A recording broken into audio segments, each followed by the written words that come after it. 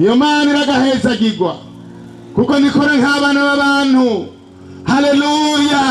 ni Imana yihangana ikaduha umwanya ikavuga ngo mwana ndacyagukunze, jewe sinzokumaramaza, nzoguma ndaguherekeza gushikaho ijwi ryanje uzoryumvira, ninadodora ukugurura ndinjira iwawe dusangire. Haleluya! ninadodora ukumva ijwi ryanje ukanyemerera kugurura, nta ngorane, ibyo wakoze byose ndaza kubihanagura, ntugire ikibazo, ariko ndakwinginze nyugurura gusa dusangire. Haleluya!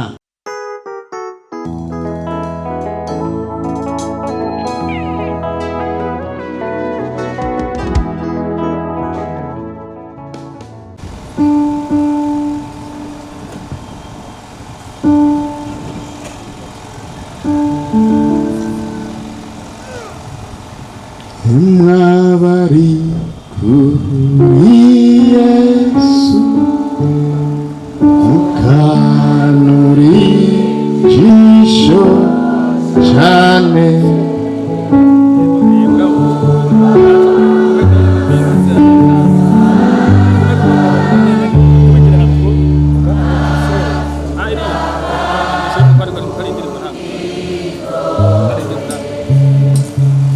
Satani niyi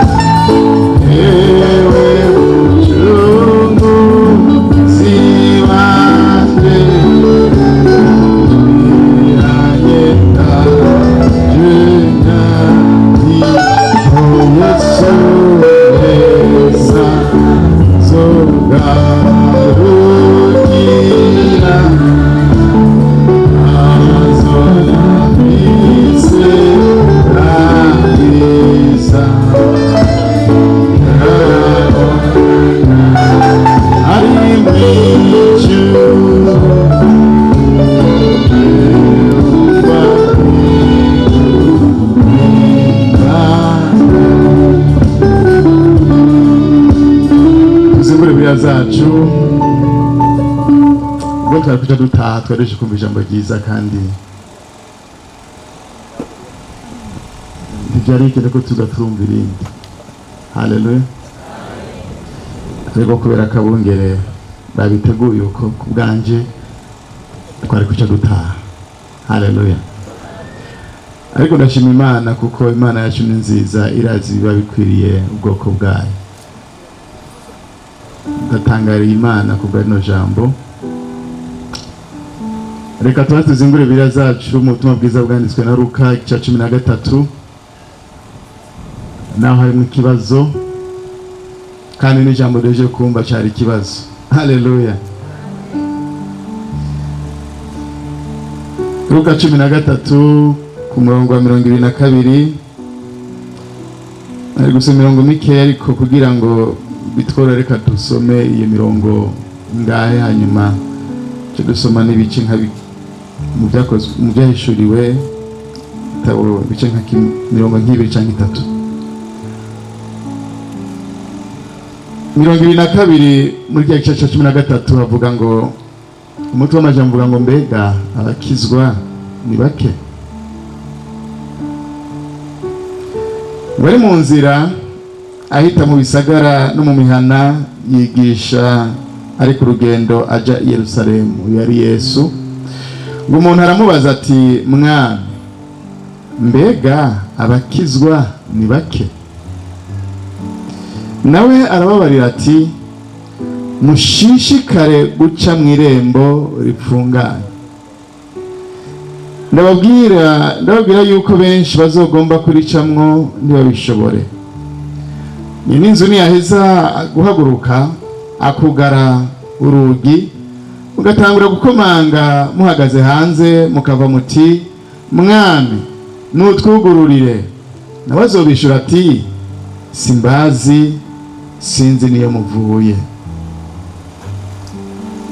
Niyo muzotangura kuvuga muti, ehe twarira twanywera imbere yawe kandi wigishiriza mu nzira z'iwacu. Azobabwira ati, ndababwire, sinzi iyo muvuye, mbiraho mwebwe mwese mwabakora ibiziramwe. Aho niho hazoba amarira no kujyanya insya z'amenyo, aho muzobonera Aburahamu, Isaka, Yakobo n'abavugishwa n'Imana bose bari mu bwami bw'Imana, namwe muhindiwe hanze. Hazoza abava mu buseruko, mu burengero, mu buraruko no mu manuko, bazokwicara basangire mu bwami bw'Imana. Kandi hari abo inyuma bazoba ab'imbere, n'ab'imbere bazoba ab'inyuma. Yesu adufashe cyane. Ibyahishuriwe Yohana hariho amakete abiri nsoma ku mirongo mikeyi. Kete rya mbere ni kete ryandikiwe ishengero ry'Efeso, ngira ndahasome mirongo nk'ibiri gusa canke itatu. Igice cya kabiri byahishuriwe Yohana murongo wa 2 gushika kuri 5 havuga ngo, ndazi ibikorwa byawe n'uburuhe bwawe no kwihangana, kandi yuko udashobora kwirengagiza ababi, ariko wagenzuye abiyita intumwa kandi atarizo, usangana abanyabinyoma. Kandi ugira ukwihangana, wirengagije ibyo ugirirwa kubw'izina ryanje, ntiwacika intege. Ariko mfise icyo ndakugayako, nuko waretse urukundo rwawe rwa mbere. Nuko niwibuke aho wavuye ukagwa, wihane ukore ibikorwa nk'ibya mbere. Nutagira utyo, nzokuza ko nkura igitereka ko itara cawe ahantu haco, kiretse wihanye. Ishengero ry'Isarudi. Ngo kandi wandikire umumarayika w'ishengero ry'Isarudi, igice cya 3 byahishuriwe, uti ufise impwemu 7 z'Imana n'inyenyeri 7, aravuga ibi, ndazi ibikorwa byawe, kuvuga kuri muzima ariko uri wapfuye. Bimwe yaje kutubwira, maso y'abantu baboneka kuri muzima, kandi nawe niko wiyubaka, wariyubatse kereka ko abantu kuri muzima ariko kandi warapfuye. Bamaso ukomeze ibisigaye bigira bipfe, kuko atabikorwa byawe nabonye bisozereye imbere y'Imana yanje. Niwibuke rero ingene wakiriye kandi wumvise, uvyitondere wihane. Nuko rero utaba amaso, nzoza nk'igisuma, nawe ntuzomenya igihe nzokubira. Nakiri ijambo ry'Imana. Aho tukiri kumwe Yesu nashimwe. Abagifise amaboko ku mibiri yawe, Yesu nashimwe. abatibagira ibiganza byanyu muhira, Yesu nashimwe. Abazanye amaboko yanyu tuyaduze, Yesu nashimwe. Dukomere amashyi Imana yacu. Bariza mugenzi wawe ngo urinde. Nicyo kibazo batubajije. Imbere ko twinjira mu ijambo nabazaniye, nagira ndabahe intasho z'umufasha twubakanye n'ibibondo, aho bari mu gikorane kiriko kibera mu Muyinga, mu ntara Muyinga. Twubakanye, mfise umugore umwe, mfise abagore babiri. Mfise umugore umwe. Haleluya. Ni mudiyakoni mw'ishengero, yagiye kwigisha, arakunda kwigisha abakenyezi cyane, bamariko reka baramutumira kugenda kwigisha. Imana yaduhezagije abana 4, abahungu 2 n'abakobwa 2. Nari nabaramukije kare ku izina ry'Inama Nkenguzamateka, ariko ubu mpagurutse nk'umukozi w'Imana, umwongere mw'ishengero rya Methodiste Uni, akaba na jenda riserukira imbere y'amategeko mu Burundi. Ndashima Imana ko yampaye kuyimenya, ikampa kuyikorera. Ndacyari muto mu gikorwa c'Imana, ndakimazemwo imyaka nk'umwongere, ndayimazemwo imyaka 15. Ubu ndacyari muto mu gikorwa c'Imana. Hari abatwitangiye imbere bamaze imyaka myinshi cyane muri kino gikorwa, batama bacu turabubaha cyane kuko baramenye umushike. Haleluya. Turabubaha kandi turabasengera. Ndashimana ko integuro y'Imana yamari nziza.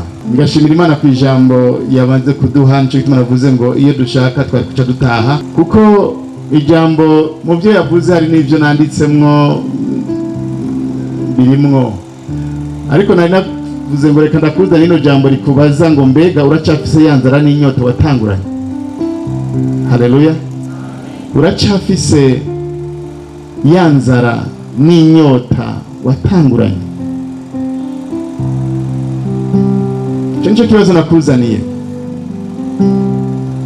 Amajambo twasomye mu butumwa bwiza bwa Luka ni inkuru ya Yesu ngo ariko agenda i Yerusalemu, hanyuma ari mu nzira agenda, umuntu umwe araza aramubaza ikibazo ngo mbega abakizwa ni bake? Hari impamvu yabajije icyo kibazo. Yari umuyuda. Abayuda nabo murazi ingene bari bameze, bari abantu bavuga bati twebwe turi abana bo kwa Aburahamu, abana bo kwa Yakobo, Isaka, twebwe turi abana b'Imana, twebwe nta. Haleluya. Niko abayuda bari bameze. Baririmbye mbere ya ndirimbo aho Yesu yari yicaranye, yagenda ku kidengeri kw'iriba, agasanga wa Musamariyakazi. Musamariyakazi aramubwira ati we ntacyo duhuriye ko jende Musamariya uri umuyuda, nta naho duhuriye. Yesu wamajije icyo kibazo, biratangaje ingene yishuye inyishu. Ubundi inyishu y'iki kibazo yari yoroshe, kwari kuvuga yego canke oya. Haleluya. Ko cyari kibazo bamubaje ati mbega ni bake canke ni benshi? Yari kwishura ati ni bake canke ni benshi? Muganda ndashima ingene Yesu yishuye kijya kibazo.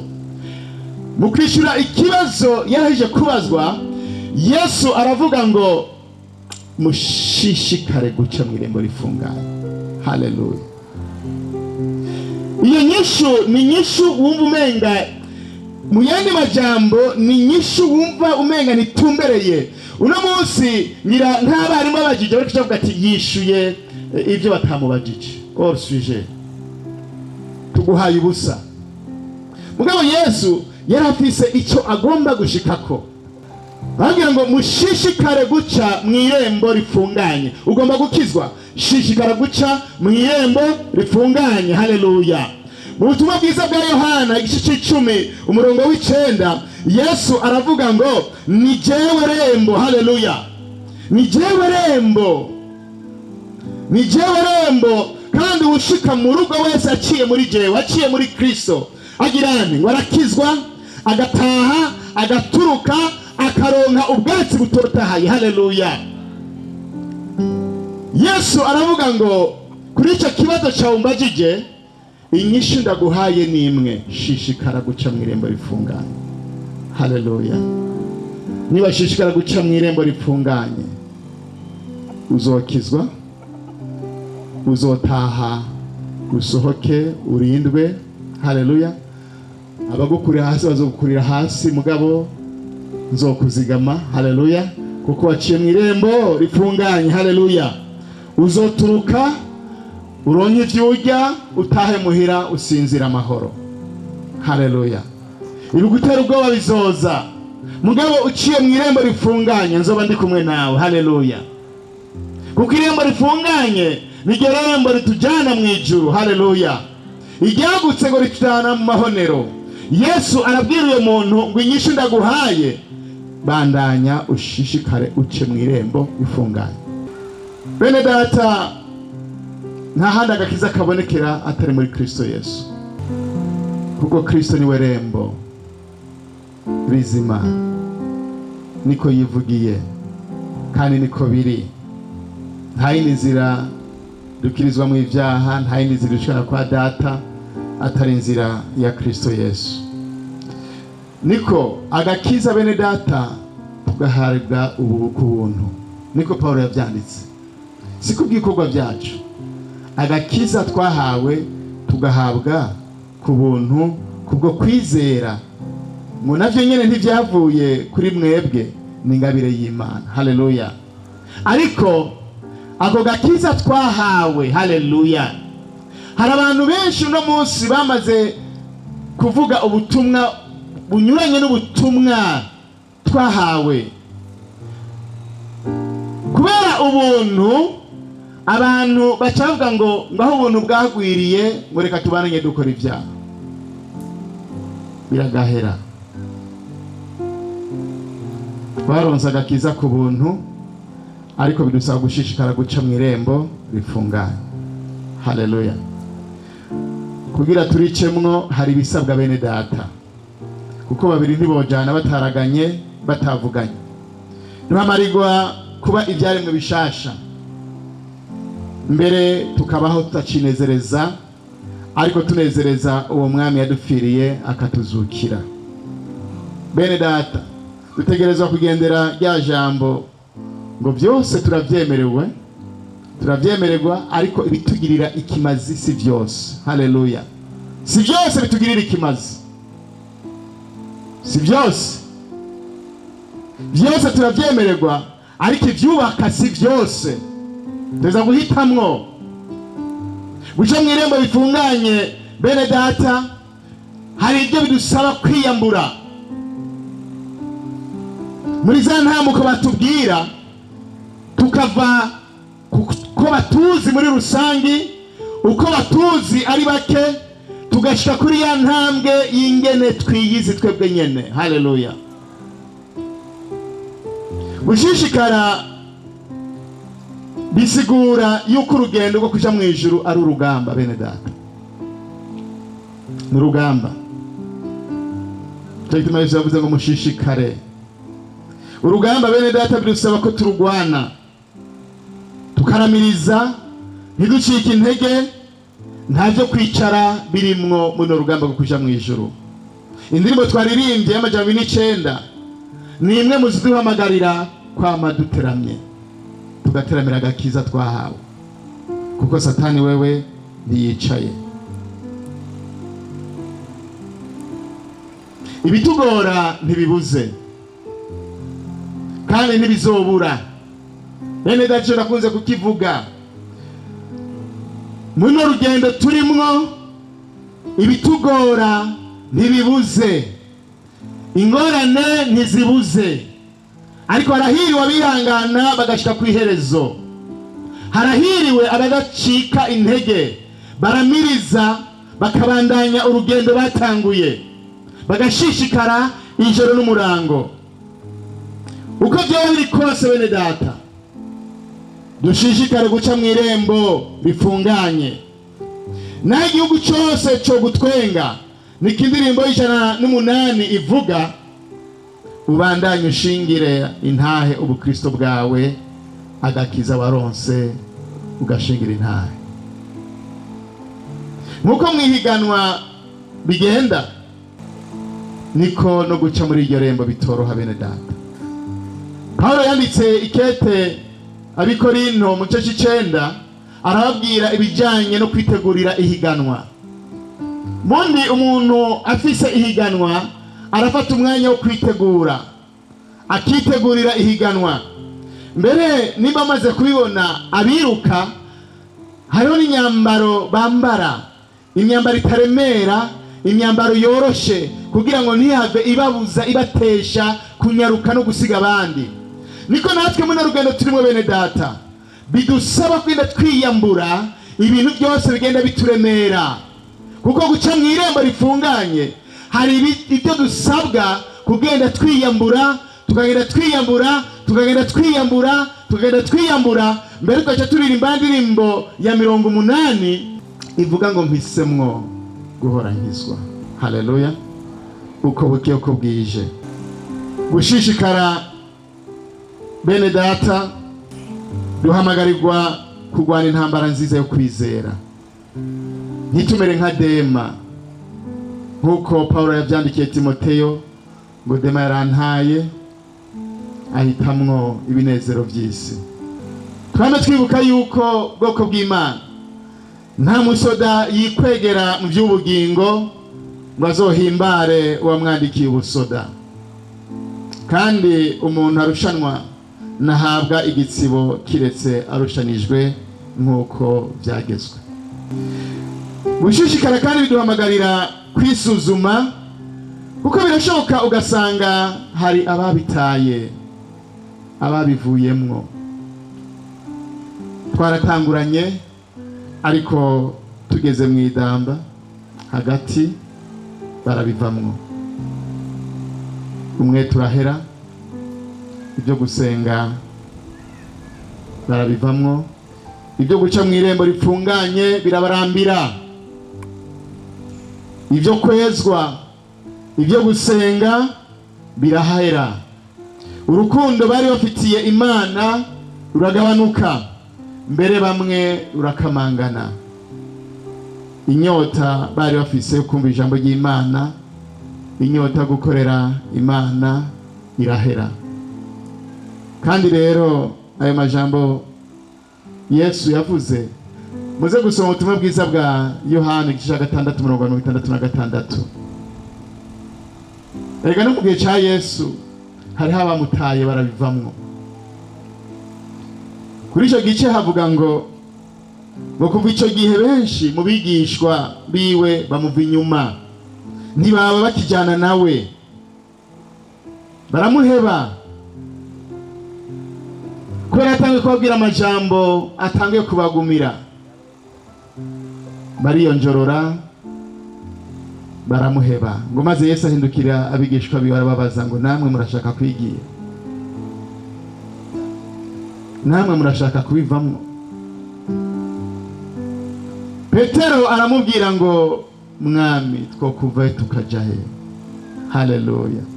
Kare ufise amajambo y'ubugingo, twarumvise ivyawe, hama turakwizera, nta handi dufise twoja. Ariko mwumve yuko no ku gihe cya Yesu hariho bari batanguranye urugendo, hanyuma bageze mu nzira batangura kwiyonjorora, barabiheba, barabivako. Paulo naho yaciye yandikira Timoteyo amusaba kugira umwete wo kumusanga ahari. Kubera iki? Aca aramubwira ngo Dema yarantaye, yarigiriye. Kumwe byari biri muri rya shengero ryo muri Efeso bene data, rimwe twasoma ni shengero Imana hari igihe ashingira intahe bakora kandi vyiza, ariko iravuga ngo hari ico ndakugayako, warahevye urukundo rwa mbere wari ufise.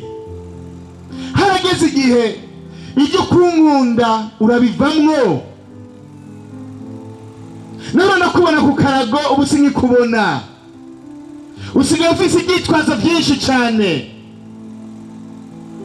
Hanyuma n'abahezagirwa bagasenga Imana ngo yahe abana, hanyuma ukaza wumva ngo sinkironka umwanya wo kugenda gusenga kubera ba bana Imana yampaye. None umugisha wahavuye ugukura ku Mana. Hari abo Imana itera iteka ikabaduza ikabagira abahambaye, yabakuye ku cavu nk'uko abarinzi baturirimbiye. Iyo Mana ndayikunda, mikura umugorwa ku cavu ikamuduza, ariko bamaze kugera hariya nta mwanya w'urukundo rw'Imana bagifise, barabivuyemwo. Nta mwanya wo gusenga dufise, nta mwanya wo kuranira hamwe n'abandi dufise. Mbese urudandazwa rwarateye imbere, ndiko ndarondera amafaranga, ndiko ndadandaza, abakiriya nabo nsanga bagiye. Ibyo gusenga warabivuyemwo. Ya nzara n'inyota wari ufise ucakira ugihura n'Umwami Yesu yaramaze gukamangana.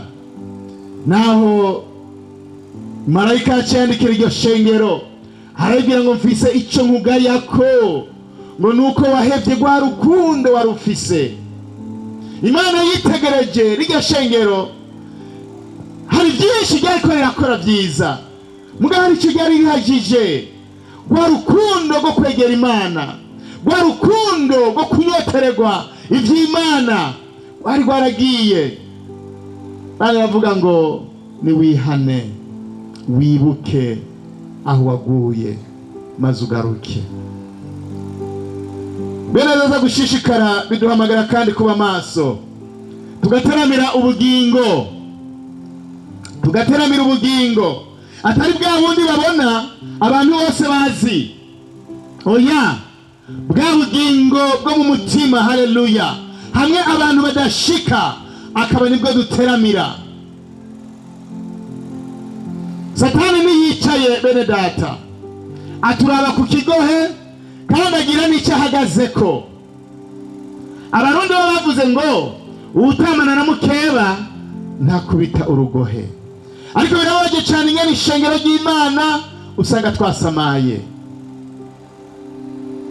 tugasamara, tukibagira ko Satani waticaye ariko araraba umwanya asigaje, arondera abo yisasira. Yaracira urubanza, ivyo byaraheze, avuga ngo sinzorya umuriro jenyene, ntegeza kurondera abo tuzowusangira. Kandi agenda ababwire nkuko umukozi w'Imana yaciye hano yatubwiye, Satani ntatinya abaririmbyi, ntatinya bungere, ntatinya abasenzi, nta numwe atinya. Ariko ndakunda Imana yacu. Haleluya. Nubwo atontoma araziritse. Haleluya. Dushishikare gusa guca mw'irembo rifunganye. Haleluya. Naho rero dukwiye kuraba ibikorwa byacu nk'uko ishengero ry'Isarudi ryabwiwe. Bari bambaye umwambaro umukozi w'Imana aje kutubwira. Abantu babonye bavuga ngo iryo shengero ni rizima, ariko imbere y'Imana igitegereje ikavuga ngo uvuga yuko uri muzima, ariko nkuravye wapfuye kera, warapfuye. Abantu baragutera amashugwe bakavuga yuko uri umuririmbyi mwiza, yuko uri umwungero mwiza, yuko uri umusenzi bwiza, yuko uvugishwa, ariko iyo nakwitegereje wewe warapfuye, nta buzima buri muri wewe, warapfuye. Marayika aramubwira ngo bamaso, ukomeze ibisigaye bigira bife. Bamaso, ukomeze ibigira bife. Bene data, ijambo ryo kwihana no kwezwa risigaye rigumira abantu benshi.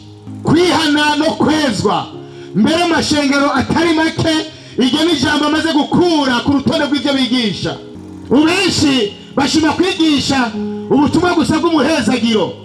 Hezagirwa, pokea baraka, akira imigisha, cakira, nk'uko yaduhamagaye ari yera. Haleluya. Nk'uko yaduhamagaye ari yera, niko natwe dukwiye kuba bera.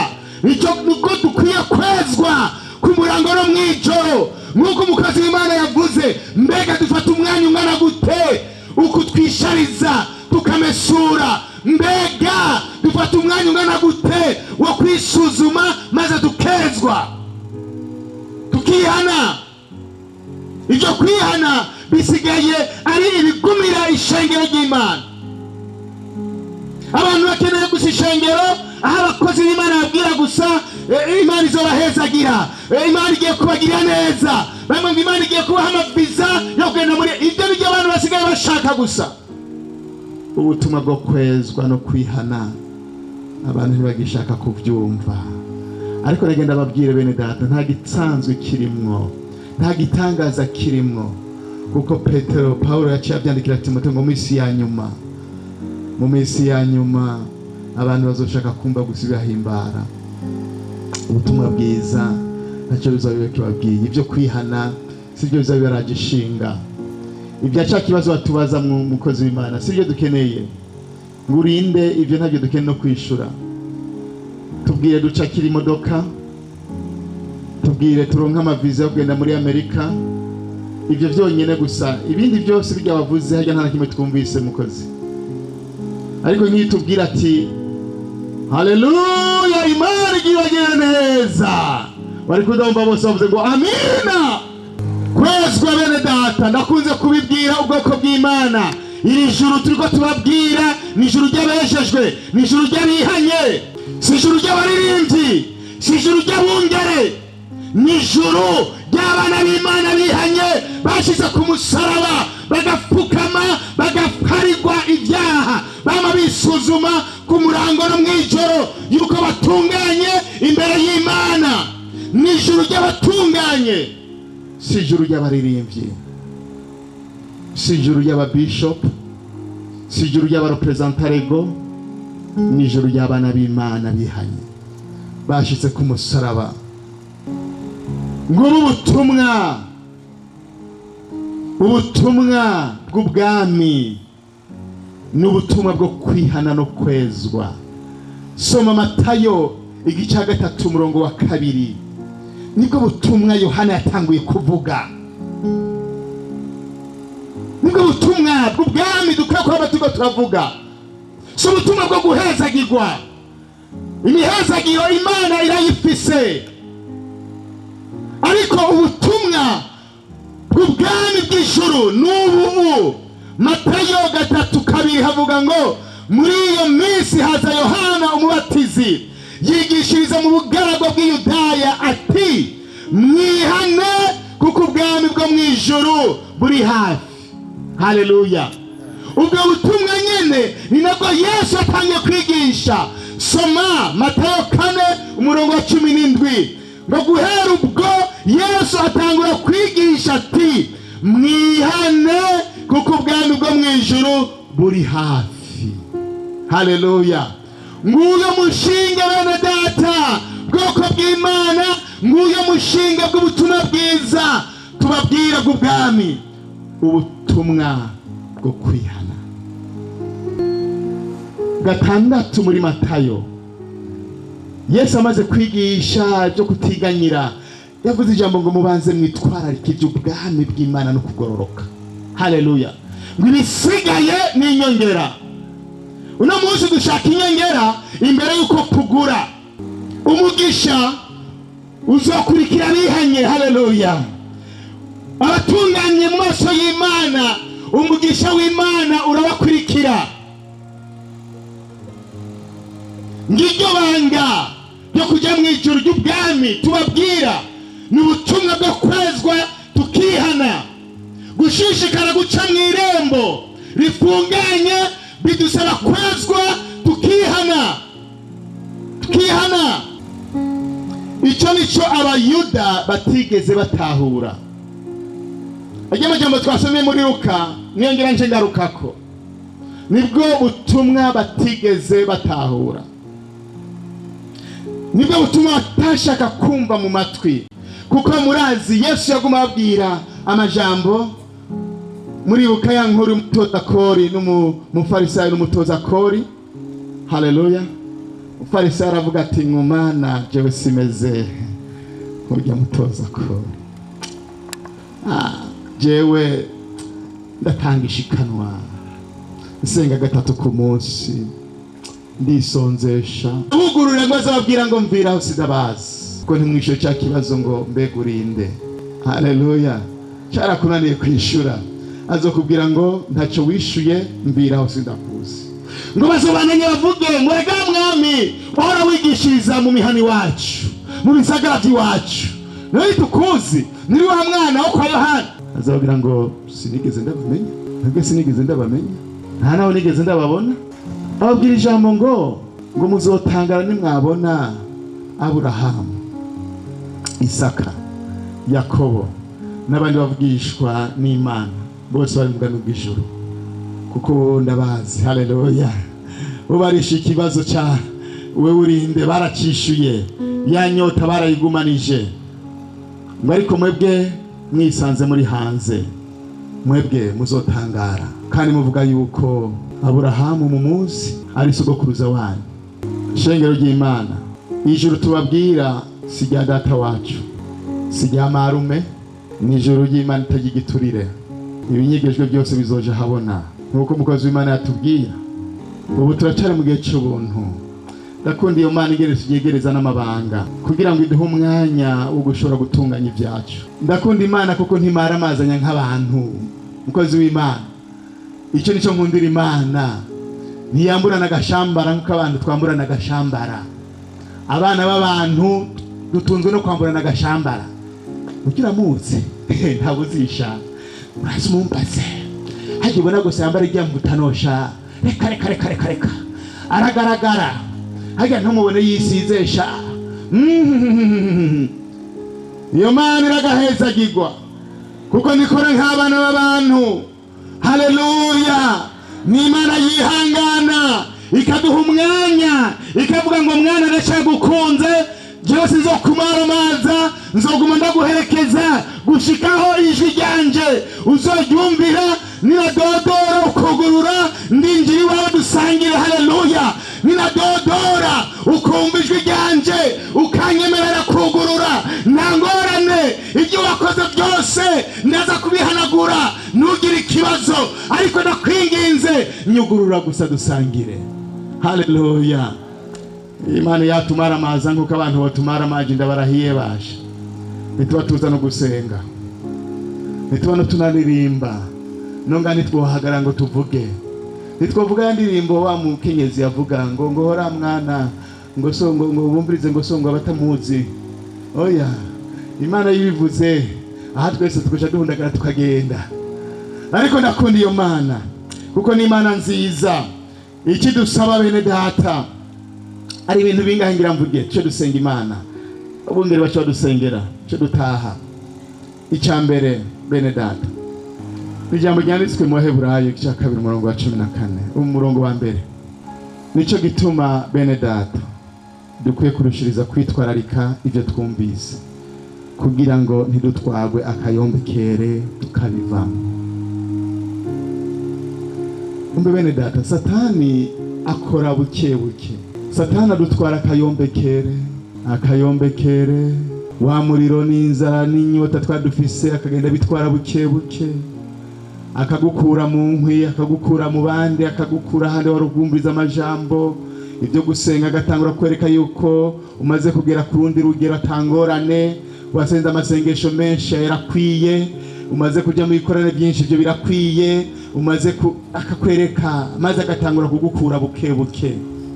Urukwi nabwiye ruvuye mu muriro ruca rutangura kuzima. Twiyubare ngo turushirize kwitwararika ibyo twumvise. Satani ntadutwara akayombekere ngo tubivemwo. Usomye amajambo munsi abaza ikibazo ngo mbega tuzokwikiza dute nitwanjanjwe kugakiza kangana gato twahawe. Agakiza twagaherewe ubuntu, ariko ntitukanjanjwe ko bene data, ntitukanjanjwe ko. Nico bituma bidusaba kuba maso tugateramira agakiza twahawe, ntitwanjanjwe kuri iyo ngabire idasanzwe twahawe. Kabiri, dusuzume uko vyifashe uno munsi mu bugingo bwacu, nk'uko Pawulo yavyandikiye abikorinto mu cete ciwe ca kabiri igice ca 13 umurongo wa 5, aho ngira ngaruke kuri rya jambo umukozi w'Imana yatubwiye ngo bari mwebwe mwisuzuma mumenye yuko muhagaze mu kwizera, bari mwebwe mwiraba, mbega ntimwiyizi, ntimuzi yuko Yesu Kristo ari muri mwebwe, kiretse kumbure muri abahinyuye.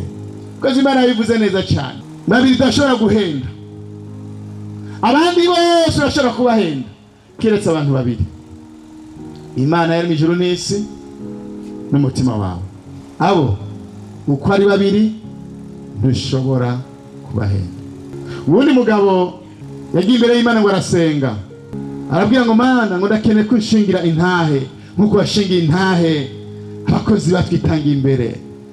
Urashingira intahe Nowa, uramushingira intahe kuko ijambo ry'Imana rivuga ngo ariko Nowa Imana iramushima.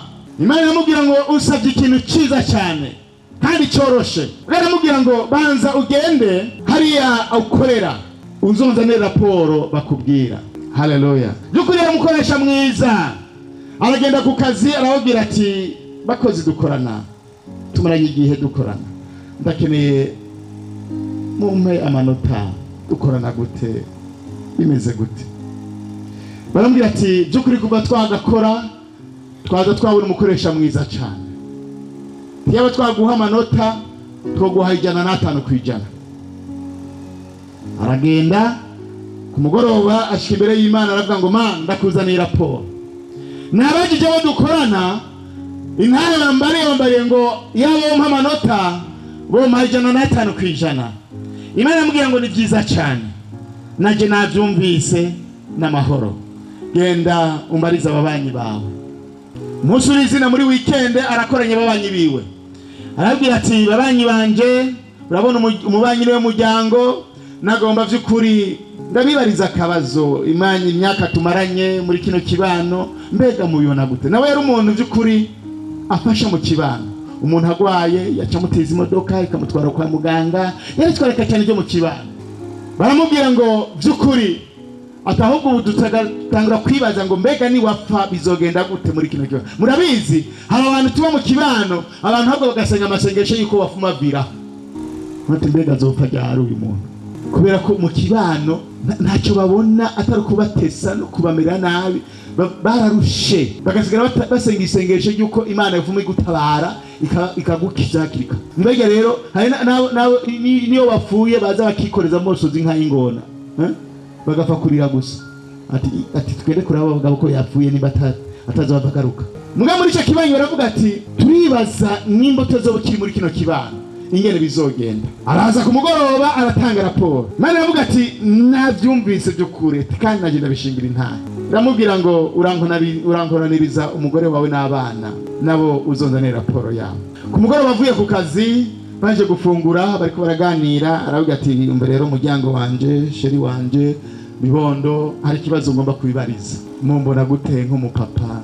Hanyuma bimwe bamukozi Imana yavuga, umugore ngo mbega yeba ngo mwama wogenda, mbega ngo Imana bikungendera cyukuri, ngo umugabo mwiza ntawe ngo noba ngowe n'abana nuko, kandi by'ukuri yaritwararika nyene by'ubwo akabikora neza, abana akabafata neza, umugore akamwitwararika. Hanyuma aragenda ku Mana aratanga raporo. Imana iravuga ngo raporo nayumvise, hari icyanyuma ngira ndagusabe, genda umbarize umutima wawe, hanyuma nawo uzoshunzanira raporo. Haleluya. Umugabo yandirimbo ngo umugabo aganyagarana, umugore yidoga yivugirira gomba mw'abantu, kajya karibu muramaze kumva.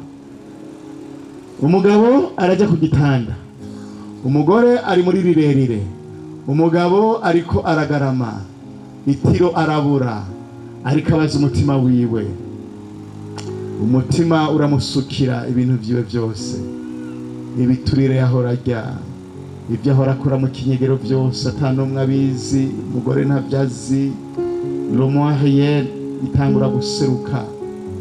Imana irarindira yuko azana raporo, umugabo biranka akatanga raporo.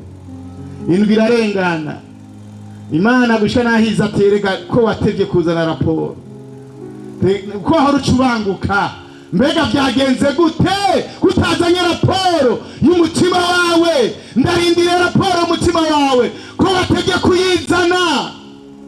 Umugabo aravuga ngo Mana, natsinzwe, nasanze ntorengukana raporo umutima wampaye, nasanze ndi umunyabyaha, byanteye isoni kurenguka imbere yawe nzanye iyo raporo, umutima wansinze. Mbega ntiwiyizi? Ntuzi yuko uhagaze canke ko waguye? Ntuzi ko ufise ya nyota? Ntuzi ko yaheze? Uracyafise ya nzara n'inyota wari ufise? Biracyabiragira muri wewe? Uracyabyumva bidudubiza? Kumwe byahora bidudubiza, ugenda urarengana ukagenda uraririmba, aho uri hose uri kuraririmba, ukanyoterwa wumva mbega hazogera ryari ko tugenda mu ikoraniro. Uracyafise ya nzara n'inyota? Ngiye kurangiriza kuri no jambo. Tugira umwete wo kwihana iyo dusanze byatugoye. Bene data, Matayo 5:8 havuga ngo hahiriwe abafise imitima itanduye kuko ari bazobona Imana. Kandi Zaburi ya 32:1 havuga ngo harahiriwe uwahariwe ugucumura kwiwe, icaha ciwe kigatwikirwa. Nimuze tugire wa mutima wari muri Dawidi, umutima wihutira gusaba imbabazi ugaca bugufi. Abantu ndi gutinya Imana, hageze naho tunayibeshera. Umukozi w'Imana yabivuze, tuhagarara imbere y'ubwoko bw'Imana tukavuga ngo Imana yavuze itavuze. Ijambo ry'Imana rimbara ngo ivyo urabikora ikihorera, ukibaza yuko uhanye nayo hari ikindi gihe izobishira habona. Niturindire rero yuko Imana ibishira habona akanya n'uno munsi ko kwihana no gusaba Imana iduhe inkomezi, dusubizemo wa mutima, ya nzara, ya nyota twari tugifise, tucakira agakiza. Ubu dusigaye tubona nk'ibisanzwe, twaramaze kubimenyera, tubimazemo imyaka, ntaco bikitubwira. Jewe ndi umukristo,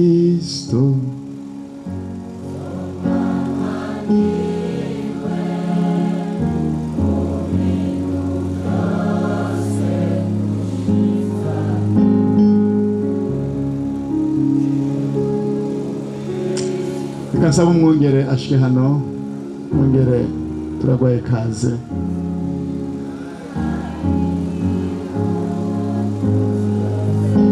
Sengera ubwoko bw'Imana.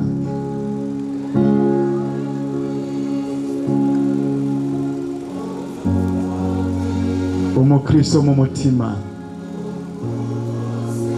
si ukubiboneka,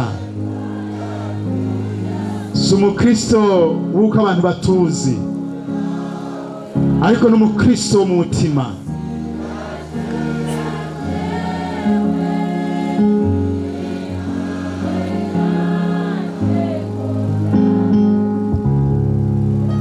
Igitero cya kabiri, jendo umukristo